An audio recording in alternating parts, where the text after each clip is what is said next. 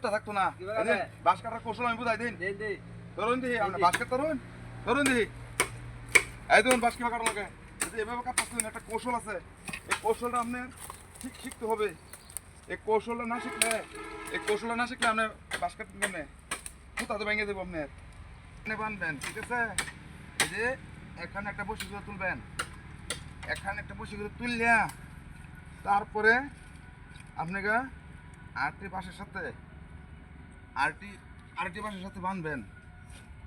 আরেকটি বাঁশের সাথে বাঁধ দেয়া তারপর কাটতে হবে, না হলে সুতা ভেঙে দেবো। সুতা প্রিয় বন্ধুরা, আপনারাও দেখেন বাঁশের কৌশল, না হলে বাঁশ ফাটতে যাবে, গুড়ি ফাটতে যাবে, আর না হলে থুতা ভেঙে যাবে বাঁশে বাড়ি মারিয়া। এই যে বান দিচ্ছি আমি একটা বান, এই যে একটা বান দিচ্ছি এখানে রশি দিয়া, চিপতে বাঁশ করতে হয় তো।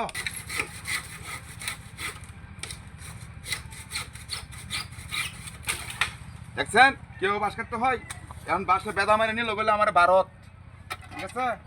এখন আমি বাঁশে আমার কথা শুনছে না শুন না পাও নাই। এখন দেখেন বাঁশ ফাটছেও না, এই দেখেন এখন আমি কি করি, ধরেন ধরেন, এই দেখেন, দেখছেন বাঁশের গুড়ি ঠিক আছে, বাঁশ তো ফাটে নাই, বাঁশ কেউ দুঃখ দেয় নাই। দেখছেন এই যে এখানে বাইন্দা বাঁশ কাটবেন প্রিয় বন্ধুরা, আপনারা সবাই এভাবে বাঁশ কাটতে হয়